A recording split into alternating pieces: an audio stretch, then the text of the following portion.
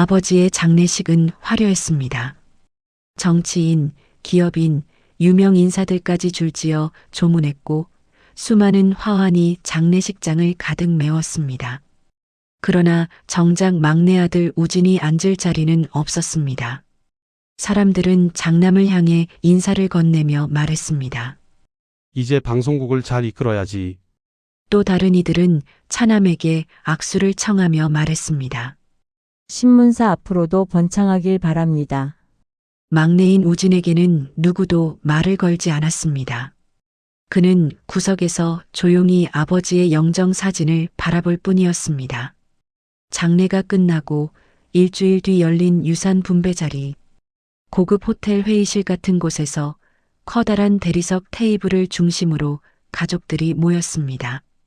법무사가 두툼한 유언장을 펼치며 읽기 시작했습니다.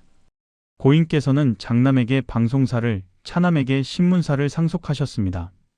순간 장남의 얼굴에는 미묘한 미소가 번졌습니다. 차남 역시 고개를 끄덕이며 만족스러운 표정을 지었습니다. 두 형수는 서로 눈빛을 주고받으며 안도하는 듯 숨을 내쉬었습니다. 그리고 마지막으로 막내 강우진의 이름이 불렸습니다. 막내 아들 강우진에게는 도심에 위치한 시계탑을 상속합니다. 순간 회의실이 조용해졌다가 곧바로 웃음이 터져 나왔습니다. 시계탑, 그거 아직도 있나? 저런 것도 유산이라고 줄 수 있구나. 그래도 뭐라도 받았네. 다행이지. 심지어 어머니조차 냉담하게 말했습니다. 내 아버지가 왜 그런 걸 남겼는지 모르겠구나. 우진은 속으로 말했습니다. 아버지가 이유 없이 이런 걸 나한테 남기진 않았을 거야. 그러나 그날 그는 철저히 가족의 웃음거리가 되고 말았습니다. 장남과 차남은 대기업의 수장을 맡게 되었지만 막내인 그는 아무도 원하지 않는 낡은 시계탑을 떠안았으니까요. 우진은 회의실을 나와 홀로 빗속을 걸었습니다. 장례식장에서조차 누구 하나 위로의 말을 건네지 않았던 기억이 떠올랐습니다. 나는 대체 왜 태어난 거지?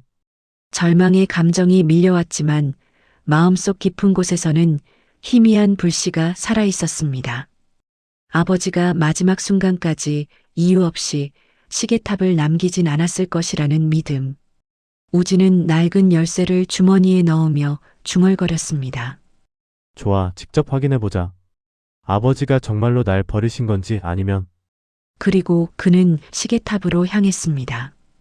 우진은 깊은 한숨을 내쉬며 시계탑 앞에 섰습니다. 도심 한가운데임에도 불구하고 이곳만은 시간이 멈춘 듯 고요했습니다. 주변의 화려한 빌딩 숲속에서 홀로 낡고 바랜 벽돌탑이 우뚝 서 있는 모습은 마치 과거가 현재로 솟아오른 듯한 이질감을 풍겼습니다. 손에 쥔 열쇠는 차갑고 묵직했습니다.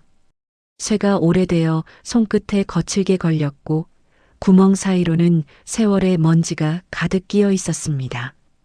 우진은 잠시 열쇠를 바라보다가 아버지의 얼굴을 떠올렸습니다. 마지막으로 본 아버지는 병상 위에서 말없이 숨을 몰아쉬던 모습뿐이었습니다. 왜 나한테 이걸 남기셨을까? 답없는 질문이 머릿속을 맴돌았습니다. 낡은 철문 앞에 선 우진은 열쇠를 조심스레 꽂았습니다. 귀를 찌르는 금소금이 울려 퍼지며 문이 열렸습니다.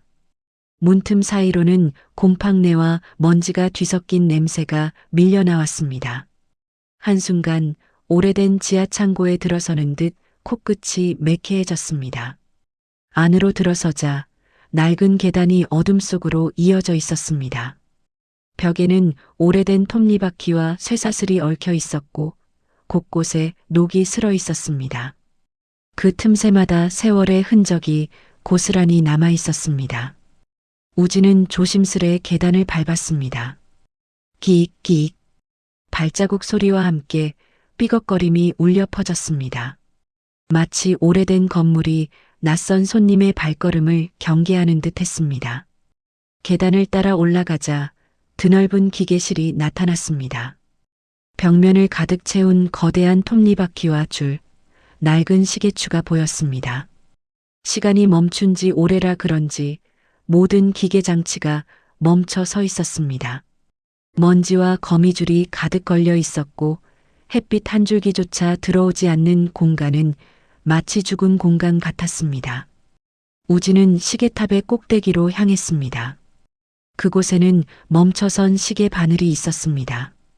거대한 기계장치와 맞물린 채 분침과 시침은 12시 47분에서 멈춰 있었습니다. 도대체 언제 무슨 이유로 멈췄는지 알 수 없었습니다. 우진은 호기심에 시계 바늘을 억지로 움직여 보려 했습니다. 손에 힘을 주자 삐걱거리는 소리가 들리더니 갑자기 찰칵하는 묘한 소리가 났습니다.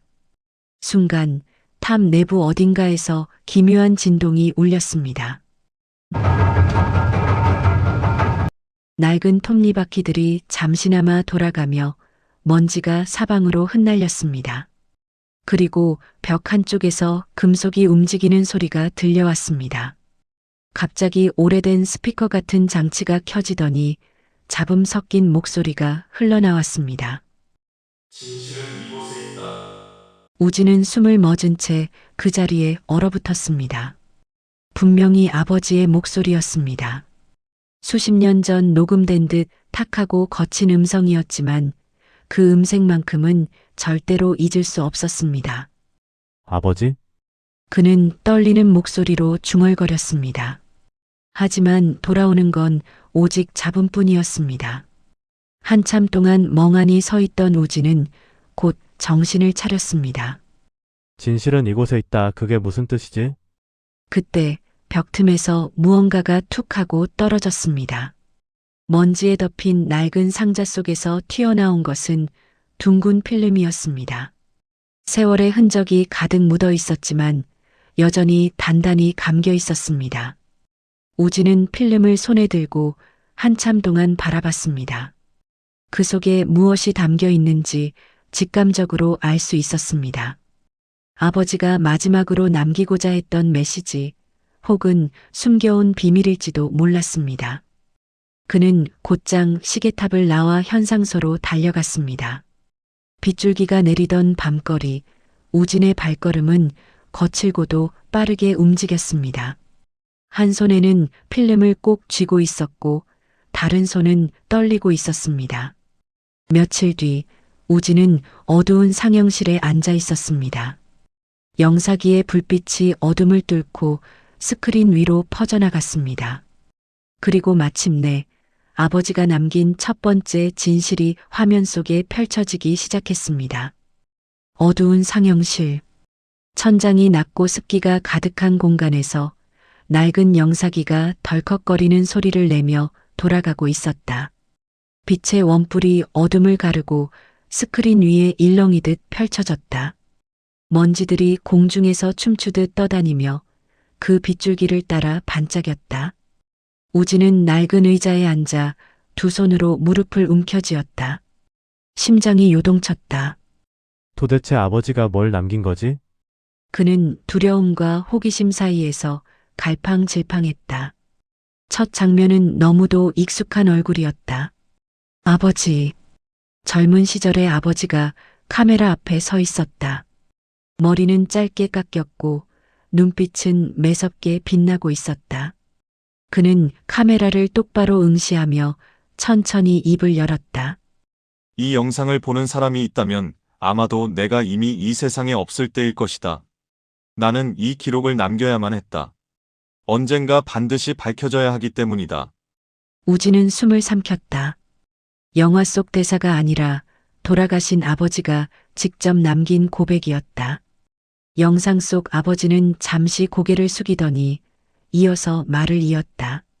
내가 살아온 길은 결코 떳떳하지 못하다.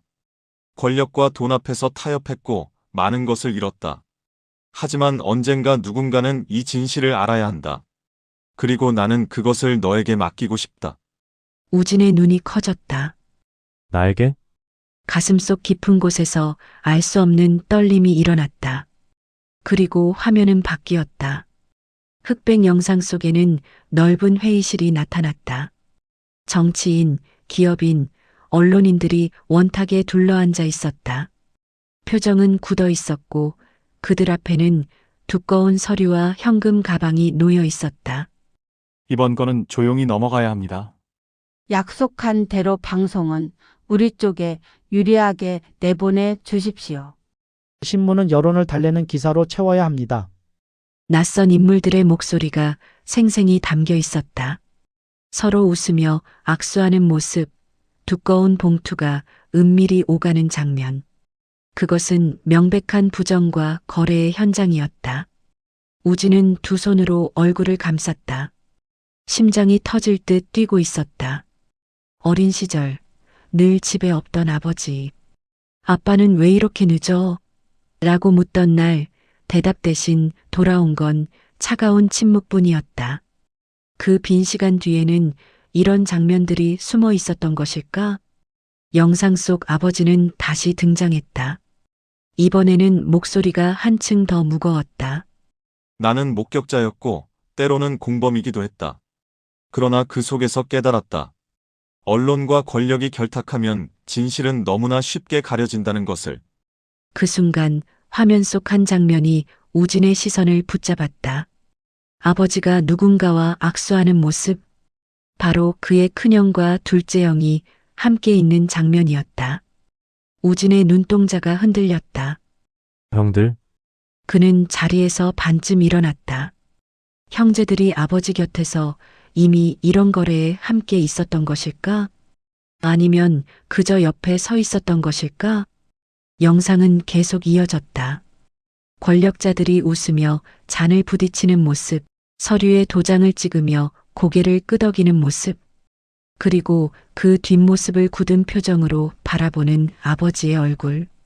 마지막 장면에서 아버지는 카메라를 향해 속삭이듯 말했다. 언젠가 이 자료가 세상에 나와야 한다. 하지만 내가 가진 두려움 때문에 나는 끝내 하지 못했다. 그래서 우진아, 내가 한다면 내가 못한 일을 대신할 수 있을 것이다. 우진은 스크린 속 아버지와 눈이 마주친 듯한 착각에 빠졌다. 눈물이 맺혔다. 아버지 왜 이제야? 영상은 거기서 끝났다. 상영실 안은 다시 어둠과 침묵에 잠겼다. 우진은 오랫동안 자리에서 일어나지 못했다. 머릿속이 뒤엉켜 있었다. 아버지가 평생 숨겨온 진실, 형제들이 그 곁에 함께 있었던 정황, 그리고 자신에게 남긴 시계탑과 필름. 진실은 이곳에 있다. 아버지의 목소리가 다시 귓가에 맴돌았다. 우진은 결심했다. 나는 반드시 끝까지 확인해야 해. 아버지가 왜 나를 택했는지. 그날 밤 시계탑에서 돌아가는 그의 발걸음은 무겁고도 단단했다. 이제 그는 더 이상 버려진 막내가 아니었다. 아버지가 남긴 진실의 열쇠를 쥔 단 한 사람이었다. 필름을 본 그날 밤 우진은 좀처럼 잠들 수 없었다. 머릿속에는 아버지의 목소리와 영상 속 장면들이 끊임없이 맴돌았다. 권력자들의 은밀한 만남, 웃음을 지으며 오가는 봉투, 그리고 그 곁에 서 있던 형제들의 뒷모습. 침대 위에 누워 천장을 바라보다가 그는 문득 창밖을 내다보았다. 아파트 단지 입구 가로등 불빛 아래 낯선 검은 차 한 대가 서 있었다. 그 차는 엔진을 켜지도 끄지도 않은 채 묘하게 오래 머물러 있었다. 창문 너머 어두운 그림자 같은 사람의 윤곽이 보였다. 설마. 우진은 순간 심장이 덜컥 내려앉는 것을 느꼈다. 하지만 이내 스스로를 다독였다. 착각일 거야. 내가 괜히 과민하게 반응하는 거겠지. 그러나 이상한 일은 그날만 있었던 게 아니었다. 다음 날 우진은 원고 작업을 하러 카페에 앉아 있었다. 노트북 화면에 커서를 올려놓은 채 글을 쓰려 했지만 집중이 되지 않았다. 문득 시선을 창밖으로 돌리자 길 건너편에 서 있는 검은 정장의 남자 2명이 눈에 들어왔다. 그들은 커피를 마시는 척하면서도 시선을 자꾸 이쪽으로 돌리고 있었다. 짧게 메모를 하는 듯 수첩을 꺼내기도 했다. 우진은 괜히 자리에서 일어나 화장실로 향했다. 돌아오는 길에 무심히 그들의 쪽을 흘낏 보았는데 두 시선이 동시에 자신에게 꽂히는 걸 느꼈다. 그 순간 등골이 서늘해졌다. 며칠 뒤 우진은 다시 시계탑을 찾았다. 문을 열고 들어서려던 순간 탑 맞은편 골목에 주차된 은색 SUV가 눈에 들어왔다. 운전석에는 선글라스를 낀 남자가 앉아 있었는데 담배를 피우며 이쪽을 바라보고 있었다. 우진이 탑 안으로 들어가자마자 SUV의 시동이 켜졌다. 낮은 엔진음이 울리더니 차는 천천히 골목을 빠져나갔다. 뒤를 돌아본 우진의 눈에는 미묘한 불안이 스쳤다. 이건 우연이 아닐 거야. 그 무렵 형제들의 태도에도 이상한 기운이 감돌았다. 큰형은 방송사 사장으로 바쁘다면서도 자꾸만 우진의 근황을 물어왔다. 요즘 뭐하고 지내냐? 어디 드나드는 곳은 없어? 전화기 너머 형의 목소리는 겉으로는 친근했지만 묘하게 날카로운 기운이 서려 있었다. 둘째 형 역시 전화를 걸어왔다. 시계탑은 어떻게 관리하니? 거긴 벌써 무너져도 이상하지 않을 건데. 그리고 덧붙였다. 그 안에서 뭘 찾았다는 소문이 들리던데 사실이야? 우진은 대답 대신 얼버무렸다. 아무것도 없어. 그냥 낡은 건물일 뿐이야. 하지만 통화를 마치고 난 뒤에도 심장은 한동안 가라앉지 않았다. 그날 밤 우진은 집으로 돌아오던 길에 발자국 소리를 들었다. 도심이라 사람들의 발자국 소리는 흔한 일이었지만 이상하게도 그 소리는 일정한 간격으로만 따라붙었다. 자신의 걸음이 멈추면 그 소리도 멈췄다. 다시 걷기 시작하면 조금 뒤에서 같은 박자로 이어졌다. 우진은 순간적으로 골목 안으로 들어섰다. 뒤를 돌아보았지만 아무도 보이지 않았다. 그러나 분명히 누군가가 자신을 따라오고 있었다는 직감은 지울 수 없었다. 그는 서둘러 집으로 달려갔다. 문을 닫고 숨을 고르며 등을 문에 기댔다. 이마에 맺힌 땀방울이 서서히 흘러내렸다. 며칠 후 우진은 다시 시계탑 안으로 들어갔다. 이번에는 탑 내부가 유난히 더 무겁게 느껴졌다. 톱니바퀴는 여전히 멈춰 있었지만 어딘가에서 미세하게 금속이 떨리는 듯한 울림이 있었다. 마치 보이지 않는 누군가가 이곳을 지켜보고 있는 것 같았다. 아버지 왜 나한테 이런 걸 남기셨어요? 우진은 속으로 중얼거렸다. 그러나 돌아오는 건 침묵뿐이었다. 벽 너머의 그림자 같은 시선, 골목에서 기다리는 차, 형제들의 미묘한 태도, 모든 것들이 한 곳으로 향하고 있었다. 그곳은 바로 이 시계탑이었다. 그날 밤 우진은 창문 너머를 바라보다가 확신하게 되었다. 그래, 그들은 이미 알고 있어. 아버지가 뭔가를 남겼다는 걸. 이제 그는 단순히 비웃음거리가 아니었다. 형제들에게도 그리고 정체 모를 세력에게도 그는 잠재적인 위협이자 감시 대상이 되어 있었다. 아버지가 남긴 말이 다시 귓가에 맴돌았다. 진실은 이곳에 있다. 우진은 두 주먹을 움켜쥐었다. 그렇다면 내가 끝까지 지켜야지. 그러나 그는 아직 알지 못했다. 이제부터 펼쳐질 사건들이 단순한 감시를 넘어 목숨을 위협하는 그림자로 다가올 것이라는 사실을. 시계탑을 오가며 점점 짙어지는 불안. 밤마다 이어지는 낯선 차의 그림자와 형제들의 수상한 관심. 그 모든 것들 사이에서 우진은 점점 지쳐갔다. 그러나 동시에 머릿속 깊은 곳에서는 잊고 있던 기억의 파편들이 불쑥불쑥 떠올랐다. 기억은 언제나 그렇게 찾아왔다. 억지로 꺼내려 하면 감춰져 있다가 어느 순간 감각 하나에 자극받아 파도처럼 밀려드는 것. 어릴 적 초등학교 3학년 무렵이었다.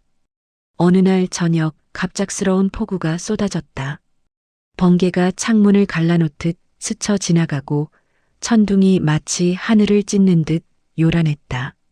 그날 밤늦게 아버지는 젖은 코트를 걸친 채 집으로 돌아왔다. 머리끝부터 발끝까지 흠뻑 젖어 있었고 손에는 낡은 서류 가방 하나가 들려 있었다. 우진은 어린 눈으로 아버지를 바라보며 물었다. 아빠, 왜 이렇게 늦게 와? 왜 비 맞았어? 아버지는 대답하지 않았다. 단지 잠시 웃는 듯한 표정을 지었지만 그 웃음은 금세 사라졌다. 그리고 그는 방으로 들어가 문을 닫아 걸었다. 그날 밤 아버지는 새벽이 되어서야 불 꺼진 거실로 나왔다. 벽난로 앞에서 혼자 젖은 신문을 펼치고 앉아 있었다. 어린 우진은 그 모습을 문틈 사이로 지켜보다가 이유를 알 수 없는 두려움을 느꼈다. 아버지는 늘 낡은 박스에 신문을 가득 모아두곤 했다. 거실 한쪽에는 언제나 누렇게 빛바랜 신문 더미가 쌓여 있었고 그 위에는 빨간 볼펜으로 동그라미나 밑줄이 잔뜩 그어진 기사들이 있었다. 이게 무엇인지 묻자 아버지는 짧게 대답했다. 중요한 기록이야. 당시 어린 우진은 이해할 수 없었다. 다른 집 아버지들은 주말이면 놀이터에 데려가주고 영화관에도 함께 갔다. 그러나 그의 아버지는 언제나 집에 없거나 집에 있더라도 신문을 뒤적이며 혼잣말을 중얼거렸다. 그 모든 시간이 지금 돌이켜보면 단순한 습관이 아니었다. 신문 더미는 곧 권력과 언론의 거래 흔적을 추적한 아버지의 발자취였다. 그는 스스로 기자가 아니면서도 기자처럼 기록을 남기고 있었다. 아버지는 이미 오래전부터 뭔가를 준비하고 있었던 거야. 우진의 가슴이 먹먹해졌다. 또 하나의 기억은 가족 모임에서였다. 명절이면 친척들이 모여 식탁을 둘러앉았다. 큰형은 아버지 곁에 앉아 사업 이야기를 나누었고 둘째 형은 신문사와 정치권 인맥을 자랑했다. 사람들은 그들의 말에 귀를 기울이며 고개를 끄덕였다. 그러나 막내였던 우진은 늘 구석에 앉아 있었다. 그의 말에는 누구도 관심을 두지 않았다. 한 번은 용기 내어 학교 글짓기 대회에서 상을 받았다고 말했지만 어머니는 짧게 잘했다고 답하고는 곧장 둘째 형의 성적 이야기에 귀를 기울였다. 그 순간의 차가움은 어린 마음에 깊이 새겨졌다. 나는 왜 항상 투명인간 취급을 받는 걸까? 그때부터 우진은 마음속으로 느꼈다. 자신은 이 가족의 중심에 설 수 없다는 것을. 그러나 지금 시계탑 앞에 선 그는 과거의 기억들을 다른 시선으로 바라보고 있었다. 빗속에 젖어 돌아오던 아버지, 신문 더미를 스크랩하며 중얼거리던 모습, 자신을 외면하던 가족들의 차가운 시선, 그 모든 것이 결국 하나의 퍼즐로 연결되었다. 아버지는 단순히 바쁜 사업가가 아니었다. 그는 세상의 추악한 뒷면을 기록하고 언젠가 진실을 밝힐 날을 준비하던 사람이었다. 그리고 가족 중 누구에게도 심지어 형제들에게도 맡길 수 없는 비밀을 막내에게만 남긴 것이었다. 우진은 시계탑을 올려다보았다. 회색 벽돌 위에 어둠이 드리워지고 멈춘 바늘은 여전히 12시 47분을 가리키고 있었다. 그러나 그의 마음속에서는 시간이 다시 흘러가기 시작했다. 아버지가 나를 선택하신 이유 이제 조금 알 것 같아. 우진은 속으로 중얼거렸다. 그것은 단순한 애물단지가 아니었다. 아버지가 평생을 걸고 남긴 진실의 보루였다. 우진은 천천히 눈을 감았다. 오래된 기억의 파편들이 유리 조각처럼 하나둘 맞춰지며 흐릿했던 아버지의 그림자가 또렷해졌다. 아버지는 외면한 게 아니라 준비하고 계셨던 거구나. 그 순간 마음 한구석에서 오랫동안 잊고 있던 온기가 스며들었다. 아버지의 선택이 단순한 짐이 아니라 나를 향한 신뢰였음을 깨달은 것이다. 그러나 동시에 섬뜩한 예감이 스쳤다. 이 기억들이 나를 살리는 동시에 머지않아 나를 위험으로 이끌지도 모른다는 것. 우진은 무겁게 숨을 내쉬며 속으로 다짐했다. 두렵더라도 더는 피하지 않겠다. 시계탑 안은 늘 그랬듯 어둡고 습기 찼다. 천장에 작은 구멍으로 스며든 빗줄기마저 먼지에 가려 희미하게 흩어지고 있었다. 철제 톱니바퀴는 녹슬어 붉은 빛을 띠었고 벽돌 사이사이에는 푸른 곰팡이가 번져 있었다. 우진은 한 손에 손전등을 들고 천천히 발걸음을 옮겼다. 며칠째 이어진 수상한 그림자와 추적의 기운 속에서 마음은 무겁고 몸은 긴장으로 굳어 있었다. 그러나 아버지가 남긴 목소리, 그 한 문장은 계속 귓가에 울렸다. 진실은 이곳에 있다. 탑의 계단을 오르내리던 우진은 문득 아래로 이어지는 좁은 통로를 발견했다. 낡은 철문이 녹에 잠겨 있었고 자물쇠는 이미 반쯤 부서져 있었다. 손전등을 비추자 바닥으로 이어지는 돌계단이 어둠 속에 길게 드러났다. 아버지 설마 여길 말씀하신 건가요? 작은 독백을 내뱉으며 그는 신발끈을 조여맸다. 그리고 숨을 고르고 계단을 내려가기 시작했다. 발걸음 하나하나가 메아리처럼 울려 퍼졌다. 곧이어 흙과 곰팡이 냄새가 진동했다. 벽돌이 울퉁불퉁 튀어나와 있어 손전등 불빛에 괴이한 그림자가 드리웠다. 계단 끝 사방이 막힌 듯한 공간에 닿았을 때 우진은 멈춰섰다. 사실 별것 없는 지하 창고처럼 보였다.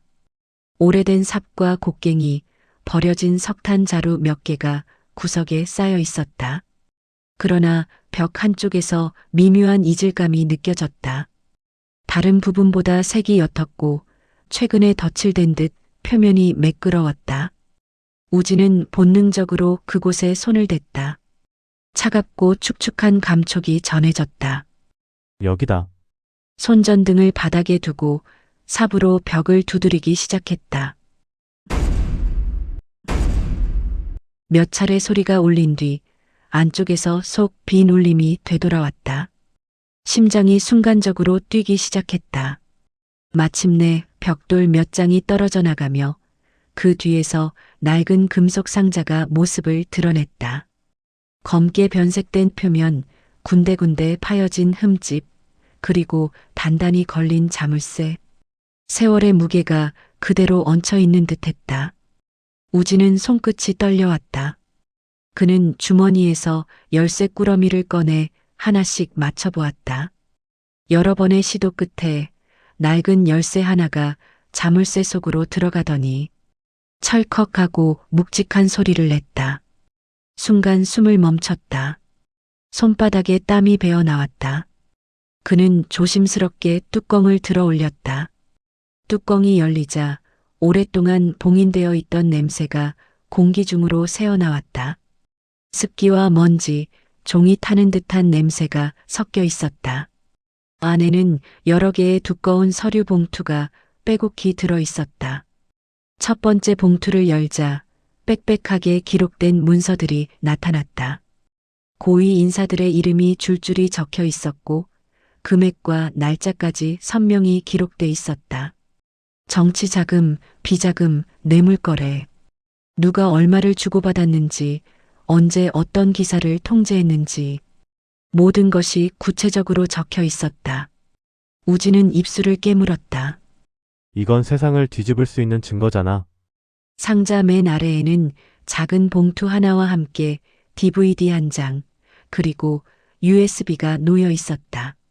봉투 겉면에는 또렷하게 적혀 있었다. 막내 우진에게.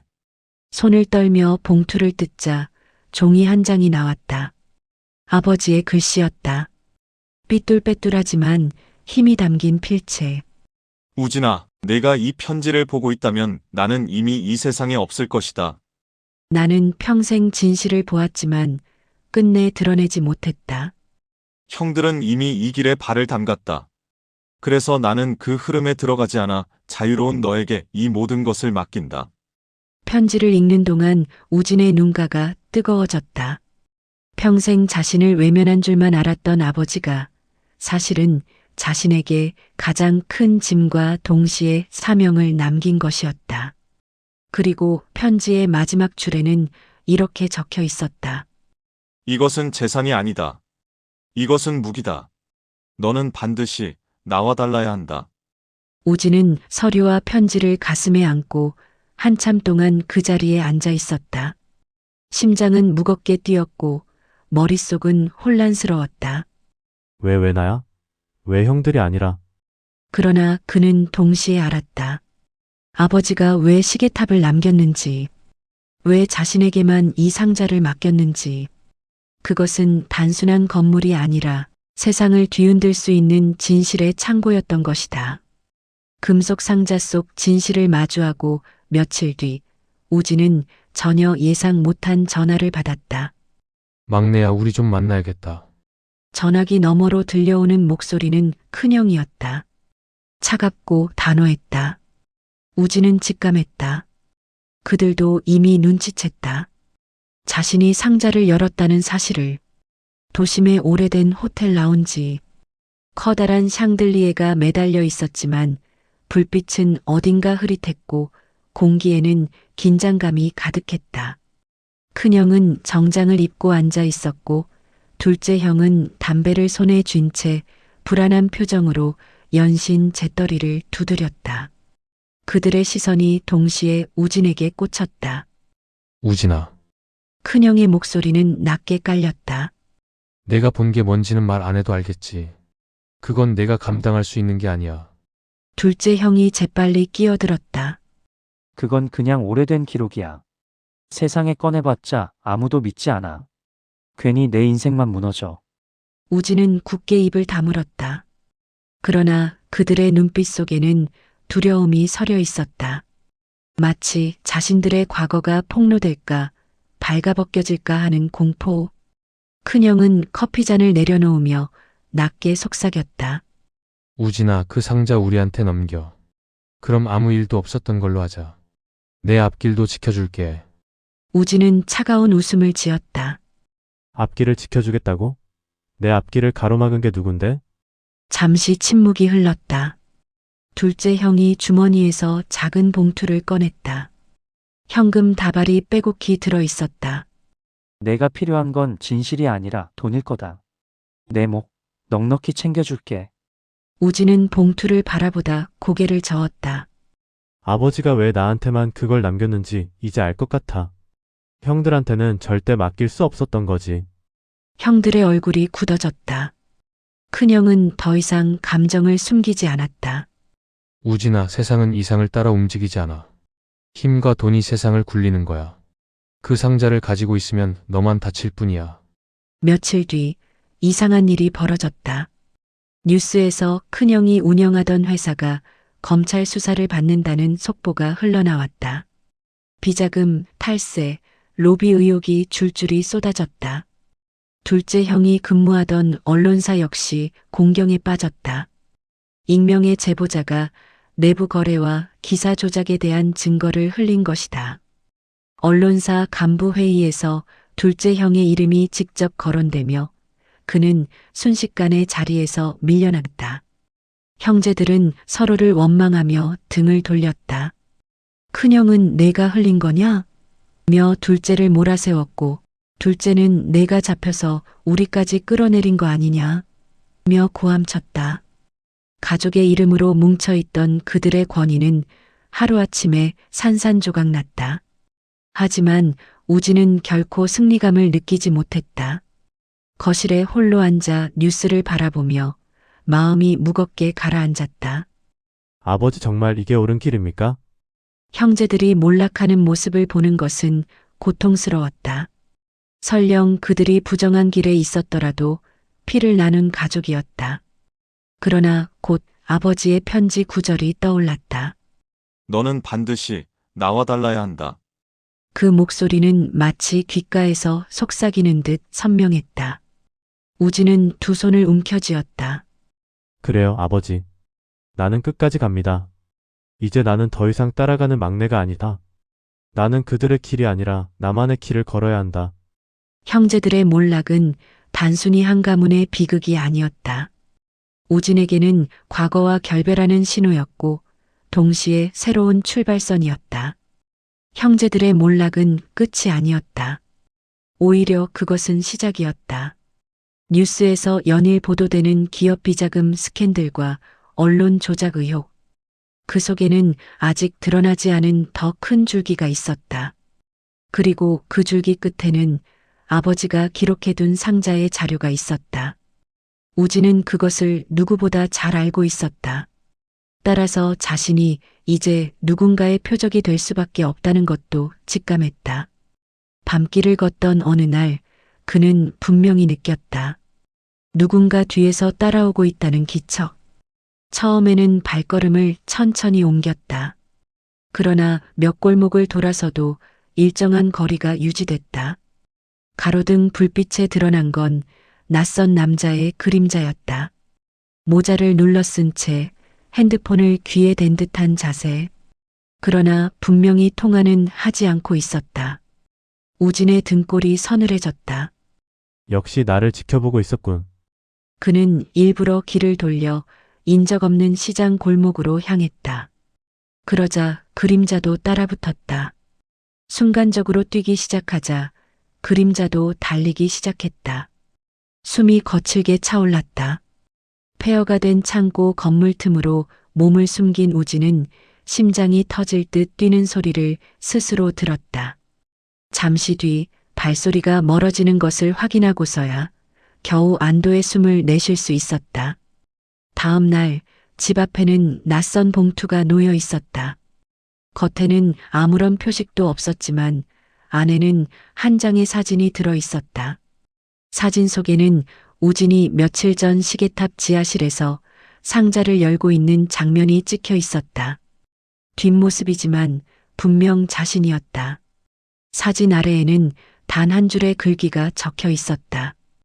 멈춰라. 아직 늦지 않았다. 우진은 손이 덜덜 떨렸다. 이제는 단순히 형제와의 다툼이 아니었다. 보이지 않는 거대한 눈이 자신을 향해 주시하고 있었다. 며칠 뒤 회사 동료에게서 전화를 받았다. 야, 내 이름이 돌고 있어. 검찰 쪽에서 뭔가 캐는 것 같아. 우진은 답하지 못했다. 퇴근길 골목 어귀에는 검은 승용차 한 대가 멈춰 서 있었다.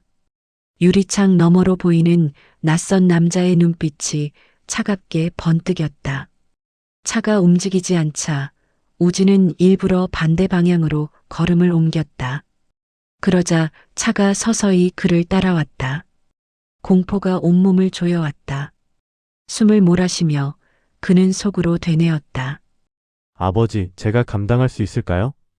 어느 늦은 밤 시계탑 안을 살펴보던 우진은 문득 이상한 낌새를 느꼈다. 문이 잠겨 있지 않았다. 분명 자신이 굳게 잠갔는데 서둘러 안으로 들어서자 기계실이 어수선하게 뒤져져 있었다. 서류 봉투 몇 개가 바닥에 흩어져 있었고 상자 뚜껑은 반쯤 열려 있었다. 누가 다녀간 거야? 그는 주변을 둘러보았다. 그러나 이미 침입자는 사라지고 없었다. 대신 기계실 한가운데에는 작은 쪽지가 남겨져 있었다. 너 혼자 이 짐을 짊어질 수 있다고 생각하나? 짧고 강렬한 문장이 우진의 심장을 후벼 팠다. 더 이상 숨을 곳도 물러설 곳도 없음을 깨달았다. 추적은 시작에 불과했다. 사진, 쪽지, 그리고 침입의 흔적. 보이지 않는 거대한 손길이 점점 더 가까워지고 있었다. 우진은 두려웠다. 그러나 곧 깨달았다. 그가 쥔 건 단순한 기록이 아니라 세상이 자신을 겨누게 될 표적이었다. 이제 나는 돌아갈 수 없는 길 위에 서 있다. 시계탑 지하실에서 침입 흔적을 발견한 이후 우진은 더 이상 시간을 지체할 수 없음을 직감했다. 숨는다고 해결될 문제가 아니었다. 상자 안의 서류들은 이미 세상 밖으로 나가야만 했다. 그렇지 않으면 아버지의 희생과 자신의 결심이 모두 물거품이 될 터였다. 우진은 신문 스크랩 속 아버지가 자주 표시해 두었던 이름을 떠올렸다. 한때 정직한 보도로 이름을 알렸지만 지금은 지방으로 밀려난 중견 기자. 우진은 그를 어렵사리 찾아가 만났다. 최우진 씨라고 했죠? 왜 절 찾아온 겁니까? 낡은 사무실에서 마주한 기자는 의심스러운 눈빛을 보냈다.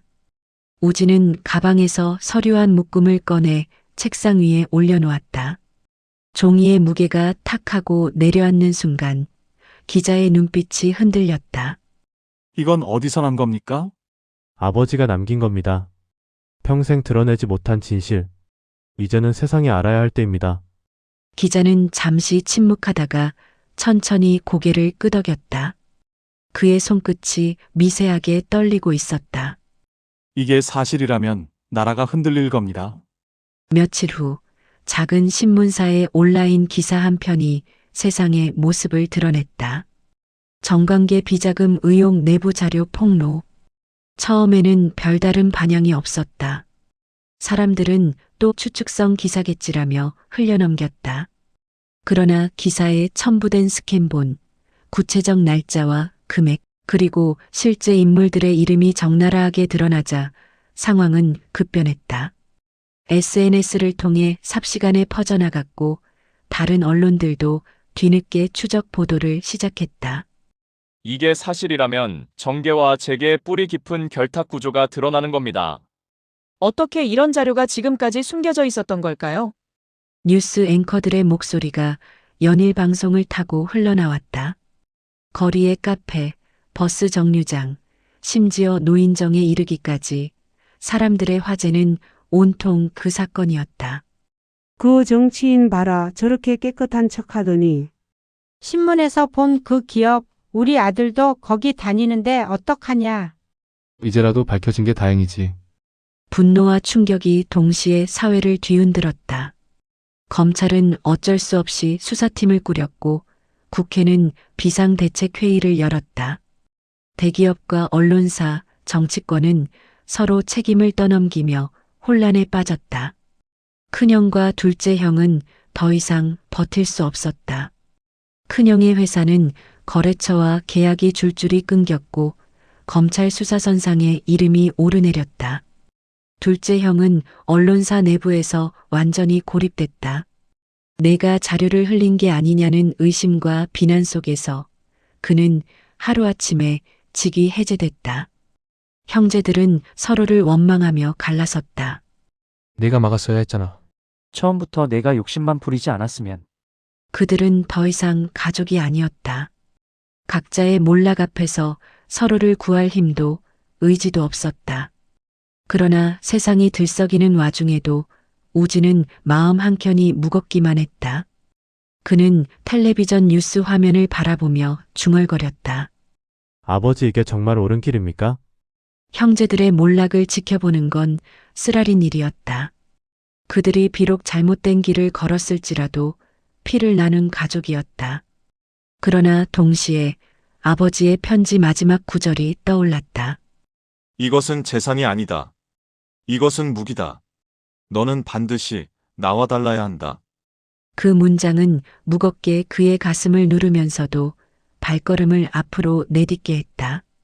며칠 후 시청 앞 광장에는 수천 명의 사람들이 모였다. 피켓을 든 시민들이 외쳤다. 진실을 밝혀라. 권력과 언론의 결탁을 심판하라. 늦가을의 찬바람이 광장을 휘돌았지만 사람들의 목소리는 한겨울의 바람보다도 뜨거웠다. 그 순간 우진은 깨달았다. 아버지가 평생 두려워했던 그 진실은 이제 더 이상 개인의 비밀이 아니라 사회 전체의 과제가 되어 있었다. 시계탑은 여전히 낡고 고요했지만 그 속에서 꺼낸 진실은 세상을 흔들기 시작했다. 우진은 창가에 서서 멈춰선 시계 바늘을 바라보았다. 그것은 아직도 12시 47분을 가리키고 있었다. 그러나 세상의 시계는 이제 새로운 시간을 향해 움직이기 시작한 듯했다. 겨울의 끝자락, 회색 하늘 위로 햇살이 희미하게 번졌다. 도심 한복판에 우뚝 선 시계탑은 여전히 멈춰 있었다. 분침과 시침은 변함없이 12시 47분을 가리킨 채였다. 그러나 탑 아래 서 있는 우진의 마음은 달라져 있었다. 진실은 이미 세상에 퍼졌다. 정치와 재계는 대대적인 수사와 개혁의 소용돌이에 빠졌고 형제들은 각자의 욕망에 휘둘리다 스스로 무너졌다. 아버지가 남긴 무기는 제 역할을 다한 셈이었다. 그럼에도 우진은 허전함을 느꼈다. 아버지, 이제 저는 어디로 가야 합니까? 그의 질문에 세상은 답하지 않았다. 그러나 우진은 알고 있었다. 이제부터는 자신이 답을 만들어가야 한다는 것을. 어느 날 둘째 형에게서 연락이 왔다. 술에 절은 목소리였다. 막내야, 우리가 틀렸다. 내가 옳았다. 하지만 그래도 넌 우리 동생이잖아. 한동안 말이 없던 우진은 조용히 대답했다. 형들, 이제라도 잘못을 인정한다면 그걸로 됐어. 우린 여전히 가족이니까. 통화가 끝난 뒤 우진의 눈가에 눈물이 맺혔다. 증오로만 가득했던 마음속에 작은 연민과 용서의 불빛이 켜졌다. 며칠 뒤 우진은 시계탑 복원 공사를 시작했다. 낡고 녹슨 톱니바퀴를 새로 갈고 부서진 기어를 수리했다. 주민 몇몇이 자원에 함께 도왔다. 이 탑이 다시 돌아가야 우리도 숨질 수 있을 것 같아요. 노인, 학생, 이웃들이 하나둘 힘을 보탰다. 탑 내부에 활기가 돌기 시작했다. 마치 오랫동안 잠들어 있던 유물이 다시 살아나는 듯했다. 드디어 시계장치에 마지막 기름칠을 하고 거대한 태엽을 감아 올리던 날, 우진은 숨을 죽였다. 딸깍, 미묘한 소리와 함께 기계가 떨기 시작했다. 잠시 멈칫하던 바늘이 서서히 움직였다. 12시 47분에서 48분, 49분. 마침내 일시 정각을 향해 나아갔다. 움직인다. 탑 아래 모인 사람들의 탄성이 울려 퍼졌다. 마을의 하늘 위에서 뻗어나가는 종소리가 도심 전체에 울려 퍼졌다. 그 울림은 단순한 시계의 종소리가 아니었다.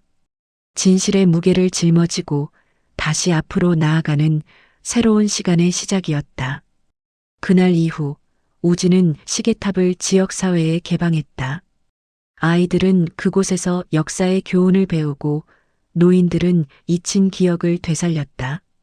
우진은 기념 전시를 열어 아버지가 남긴 기록 일부를 공개했다. 이것은 과거의 잘못을 탓하기 위함이 아니라 같은 실수를 반복하지 않기 위함입니다. 사람들은 시계탑을 더 이상 낡은 건물로 보지 않았다.